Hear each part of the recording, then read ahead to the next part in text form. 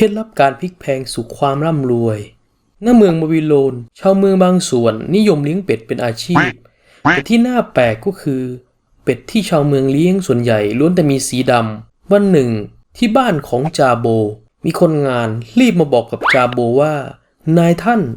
เป็ดของท่านกำลังออกลูกจนล้นคอกแล้วจะทำยังไงดีตอนนี้ไม่มีอาหารที่จะเลี้ยงแล้วนะขอรับ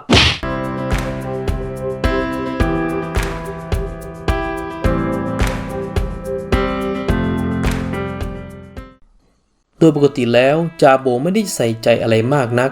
เพราะมัวแต่ยุ่งกับการค้าอื่นๆที่กำลังจะเจ๊ง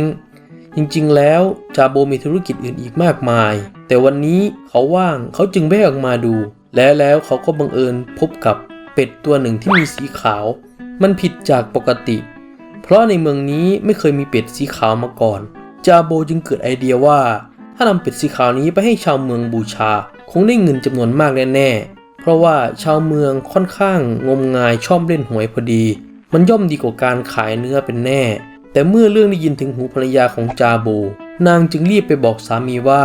ให้นำเป็ดไปขายที่ในเมืองหลวงให้กับพระราชาน่าจะได้เงินมหาศาลมากกว่าเพราะว่าได้ข่าวว่าขนาดมีนายพรานคนหนึ่งเขานำช้างเผือกไปถวายเขายังได้รับรางวัลจากพระราชาจนกลายเป็นมหาเศรษฐีเลยนะเนื่องจากเมืองบาบิโลนอยู่ห่างจากเมืองหลวงไกลมากต้องใช้เวลาเดินทางแรมเดือนจนกว่าจะถึงเมืองหลวงครั้นเมื่อถึงเมืองหลวงแล้วจาโบถึงกับเข่าสุดเนื่องจากเป็ดที่เขาพบนั้นมีสีขาวเต็มเมืองหลวงไปหมดเลยแทบจะทุกตัวเสียด้วยซ้ำเขาจึงอุทานไปว่านี่บ้านข้าคงอยู่หลังเขาจริงๆจาโบเขาคุ้นคิดอยู่สักพักจึงเกิดไอเดียใหม่จาโบใช้เงินที่พกมาทั้งหมดกว้านซื้อเป็ดสีขาวและขนกลับมาขายที่เมืองบาบิโลนซึ่งเป็นบ้านเกิดที่ตนจากมาทันทีเพราะเขารู้ว่าที่นั่นมันไม่มีเป็ดสีขาว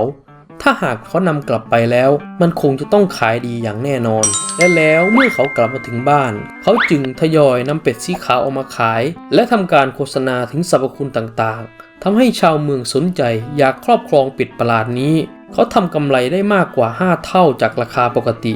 และเมื่อเป็ดสีขาวหมดเขาจึงนำเป็ดสีดำที่เมืองตนไปขายที่เมืองหลวงเช่นกันเพราะที่เมืองหลวงก็ไม่มีเป็ดสีดำเช่นกัน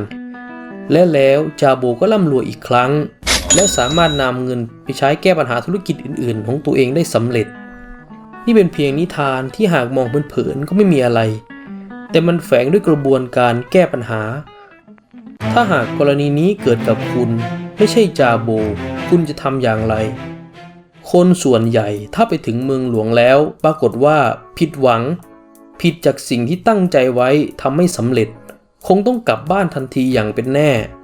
แต่จาโบกลับมองหาโอกาสใหม่ๆทันทีไม่ยอมแพ้อะไรง่ายๆคนส่วนใหญ่ที่ประสบความสำเร็จล้วนต้องพบเจอกับปัญหาและความผิดหวังบ่อยครั้งแต่เมื่อเขาไม่ยอมแพ้หาทางต่อไปสุดท้ายเขาก็จะพบกับแสงสว่าง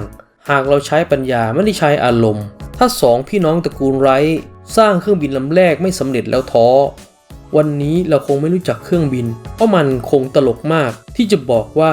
คนจะบินได้ในยุคที่กำลังขี่ม้าเป็นพาหนะคนที่ไม่ประสบกับความสำเร็จส่วนมากมักมาจากการที่ไม่ได้พยายามอย่างเพียงพอหรือยอมแพ้ต่ออุปสรรคเร็วเกินไป